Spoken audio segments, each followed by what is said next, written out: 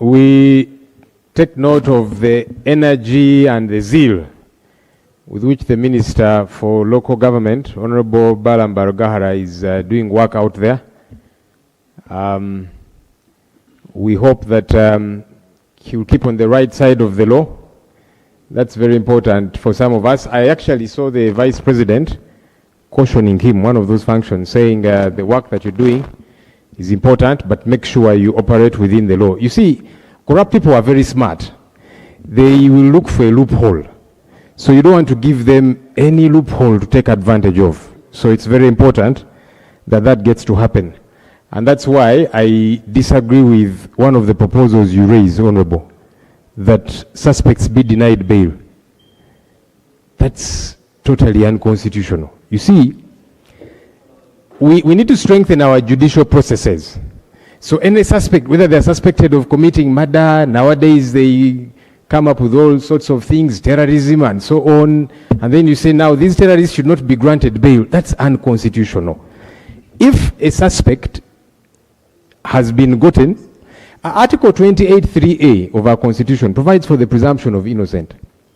Take the suspects to court, let the judicial process be smooth and operate as it should.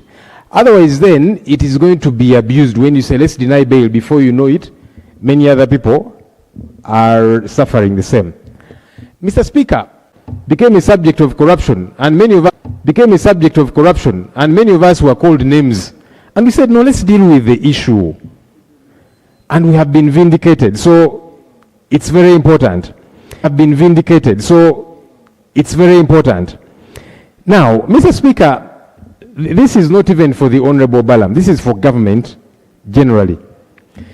If government is really serious about the corruption fight, it needs to empower the anti-corruption agencies. You see, if you expect that Honorable Balaam is about to tire out, the work that he's doing, running here, running there, and so on, it's good to scratch the surface. It only scratches the surface.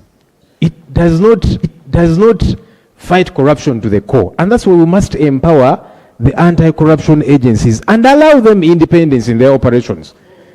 Because, yes, as I've said, the individual raids, they can cause excitement here and there, but in the long run, is not fought institutionally. He will run around, scratch here, and then caution these rallies go on through the night. I like to caution until the wee hours of the morning. That's outside of the law, I believe. Because I have seen concerts, people are told your concerts should not go beyond 12 midnight. Meetings. So nailed for Balaam when he entered their town. Two things came through.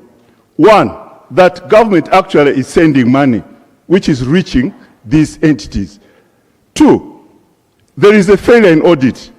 That is why Balaam became a phenomenon. They were not receiving him as Balaam the person. They were receiving him as a phenomenon of a person coming from the center to follow money being eaten at the local sites. Honorable Speaker, today we have heard about corruption in two halves. The first half, we heard about rich man's corruption in this country. In the second half, we have heard about theft by the local men in the villages.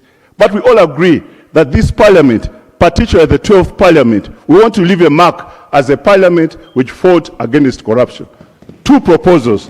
One, Honorable Balaam remembers that the people of Panyimur, who unfortunately now hosts the world's most expensive pit latrine, could not have hosted that pit latrine if the local community had been allowed to monitor the project. The local people should form project monitoring committees, not people from town. Once the project is in Pokuero, the LC1 of Pokuero and the local people in Pokuero should be allowed to monitor those projects themselves with the help of some technical people. Finally, Honorable Speaker, on the issue of funds, I agree that there are so many institutions that fight corruption in this country, DPP, etc. But the State House Anti-Corruption has a different touch. We've seen them in the field. They need funding. Honorable Balaam has a crowd. But there is no clear way of fighting thieves. Once the method works, we use that. I accept and I support that we need to fund the institutions like the State House Anti-Corruption. Thank you very much, Honorable Speaker. Thank you. Honorable James Kaberuka, former councillor. Very good. Thank you, Right Honorable Speaker. I want to thank Honorable Balaam. He has touched on an institution which I served for 10 years. I started as a councillor of the parish. I became the district councillor, and I became the chairman of the management committee of Ruanga Primary School for 5 years. Right Honorable Speaker, in good spirit, I want to thank the Honorable Minister of Local Government for the agenda he has gone forward, indicating that something can happen, and really applaud you, and I give you a go-ahead. Mr. Speaker, what I wanted to say is that this one should be a concerted effort. The Minister of Local Government should collaborate with the other ministries. For example, Honorable Speaker, Right Honorable Speaker, I was the chairman of the management committee of Ruanga Primary School. The government has only put 2 classrooms in 2002. And in that respect, Honorable Balaam comes to Ruanga Primary School and arrests the head teacher for asking money from the parents. What do we expect from the children of that area, the parents of that area, where government has only put 2 classroom blocks, 2 classrooms, and since 2002, no any other government input has been put there.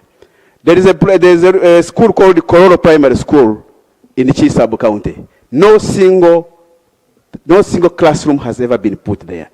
The government is spending 20,000 shillings on each pupil in government primary school.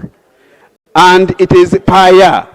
And Mr. Speaker, this one is 6,667,100 per term.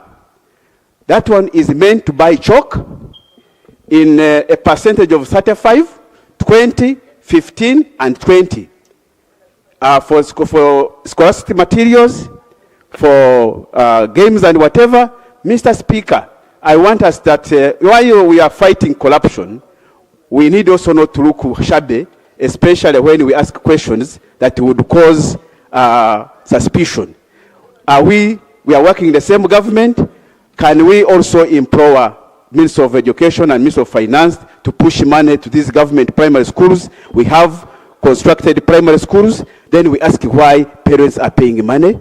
Why do you ask someone that is asking money from parents when he has no roof to put children? We need also to have that comparative analysis and then see how we can move forward. Otherwise, Mr. Speaker, thank you very much for this opportunity. We thank you, Honorable Balaam. Thank you. Move forward. Honorable Minister of Presidency, is she here? Seems like her people. Balaam said one of the RDCs went to commission what was supposed to be a pit latrine. Thank you, Right Honorable Speaker. Right Honorable Speaker, Babidi Emile Babalanda is my name. By the grace of God, I'm the Minister in charge of Presidency, and I represent the people of Budiope West constituency. Right Honorable Speaker and Honorable Members, allow me to thank my colleague, the Honorable Balaam, for his presentation. However, it is really very unfortunate to hear such a statement when we have people representing His Excellency the President, the eye of the government. It is a shame. Right Honorable Speaker, I've been guiding the RDCs what to do, when and where. Right Honorable Speaker, I've been conducting capacity buildings. We've been talking to these RDCs. And they also report to us. They report to us on a monthly basis. They forward reports. Actually, Right Honorable Speaker, we do have good RDCs who are spot on. And at the same time, we do have bad RDCs. That one I cannot lie. Right Honorable Speaker, this time round, the President is very clear and is not going to appoint RDCs who are slippery, who are helping the land grabbers, who are participating in land grabbing, RDCs who are compromised, name it anyway. And it is the reason why we are silent and playing a low profile to wait Honorable Balaam conclude his fact-finding mission, his monitoring and supervision, so that we compare notes. Because we have a report from ISO. We have our own report as presidency. Therefore, we are waiting for Honorable Balaam to conclude his fact-finding mission so that we compare the three reports and then forward the comprehensive report to His Excellency, the President, for action. But this time around, Right Honorable Speaker, the President is going to appoint only patriotic cadres. That one I can assure you. I thank you, Right Honorable Speaker, and I beg to submit. Former LOC 5, Honorable Mapenduzi.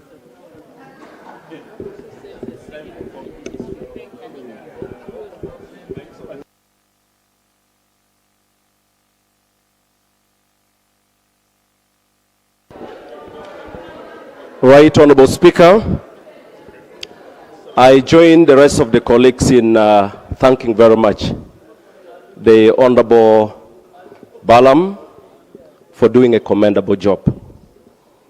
Right Honorable Speaker, some people have been wondering why the Honorable Balaam has taken on that approach. First, we need to know and recognize that Honorable Balaam is different from the others. But also, secondly, we need to understand that looks like the country had gotten very used to the style of work that has been before. And so it is important that we have an approach that makes people uncomfortable, but also making corruption very risky. And so I commend him and also commend the deputy, his deputy, the state minister. Right Honorable Speaker, from what we have seen across the country, especially in the areas where they have been to, it is clear that this parliament should pick a lot of interest and begin to give special attention to the ministers of local government, but also local governments around the country. Just to give you two examples, Right Honorable Speaker. In the last term, in the 11th Parliament, the councillors who were elected that time, about 85% of them spent the entire term without getting induction. And the ministers of local government struggle every year to get resources to have the capacity of these leaders built so they can monitor.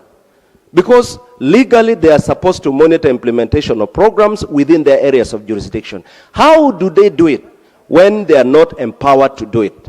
I think we need to support the ministers of local government. Secondly, Right Honorable Speaker, it is also important that we need to look at some of the laws that make fighting corruption very difficult. It is extremely difficult to deal with technocrats who abuse their powers, mismanage resources, because there are so many complicated, procedures that you have to follow. Again, the ministers of local government spent almost 15 years now pleading to this parliament to provide some little resources so that they can do a review of the decentralization process and come with amendments so that some of the laws can be worked on. Right Honorable Speaker, I think it's important that we encourage Honorable Balaam and the team. There could be challenges, but again, how much they have done and the impact overweighs the challenges. Where there are challenges, I think they can be corrected, supported, advised, but above all, they are doing a commendable job. Thank you, sir. Thank you. I think let's hear from the government chief whip. Honorable, you are doing on behalf of government chief whip? I have one or two issues, Right Honorable, to clarify in line with the submission which came from Kanungu and I think Kinkizi West. Honorable Kaberuka. Honorable colleagues, my records in the answer of this parliament is that government sends money to district local governments for capital development. The excuse of us hiding under capitation grants, when we send money to your district for construction of classrooms, for primary schools, for renovation of these classrooms, is none which we must be honest. And I want to pledge to Honorable Kaberuka, in line with the schools you've mentioned in your district, that I give you these facts tomorrow. Furthermore, we have the law. Like Honorable Balaam has clearly said, the UPE Act is very clear. It does not allow you to charge without getting the approval from the Ministry of Education and Sports. So where do you get the authority to charge? Let's be sincere here. I thank you, Right Honorable Speaker. Thank you. Government Chief Whip, this is not where we are going to put a question. Yeah. Let's hear from you as government. Are you happy with Honorable Balaam? Right Honorable Speaker, allow me to thank the Minister for Local Government, Honorable Balaam, for the work that he has so far done. And Right Honorable Speaker, I am sure that you have seen that the House is equally happy with the work that he is doing.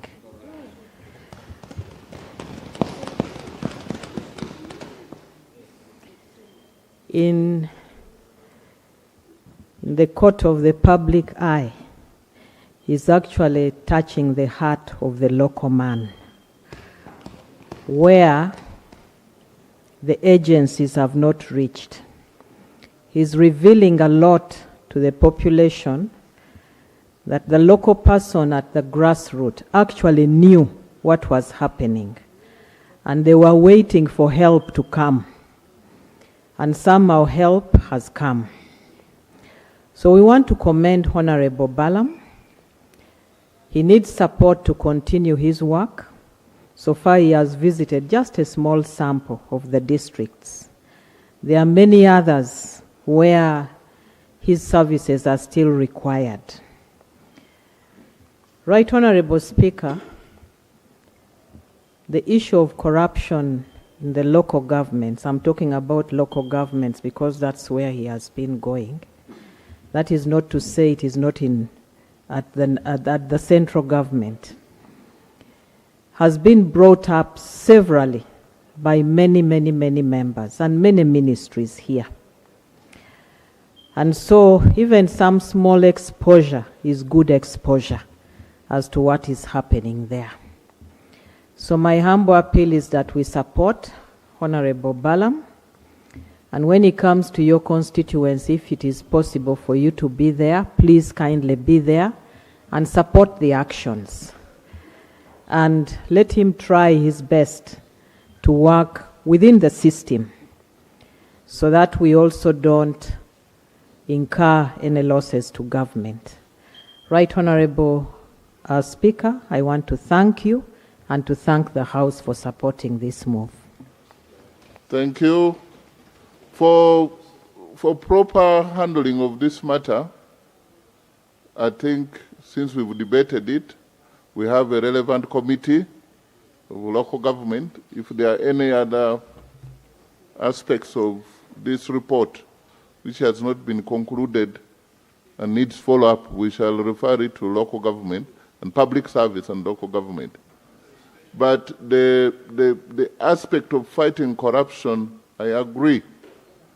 If the conventional ways are proving futile, we go the non-conventional one. It's long that we've been so conventional. And if Balaam's method is working, let the relevant laws be amended to empower him. But you see, all these things are happening in our constituencies. Where are we? We have powers. We have no powers. Where are we as MPs? We have no powers. We have powers. Yes, Nsamba. We want to conclude. Where are we as MPs who are paid as public officers? Thank you. Thank you, Right Honourable Speaker. And Right Honourable Speaker, that is the procedural issue I was standing about. We should not make this a Balaam war. Corruption touches all of us. Now, when my sister comes and says that we should only support Balaam, I think at this particular point in time, what we've been saying that ministers are only for policy making, hands on, eyes on, hands off. Balaam is showing to us that all ministers, otherwise there is only in local government. Money is being siphoned, Right Honourable Speaker, in all ministries. So the procedural matter, Right Honourable, I want to raise is whether this is only a Balaam issue and not touching all ministers and all MPs. And all MPs and all Ugandans and all where money is being siphoned, Right Honourable. Thank you. The procedural issue you raise is rhetoric. We all have to be involved. We don't have to wait. Please. We don't have to wait for Honorable Balaam. After all, he doesn't have capacity to be in all the local governments. But for us, we are all from these local areas. Why can't we get annoyed for once? Why can't we get annoyed and start going to ask those questions, inflated peoples in, Uganda actually has a lot of money. This country is rich.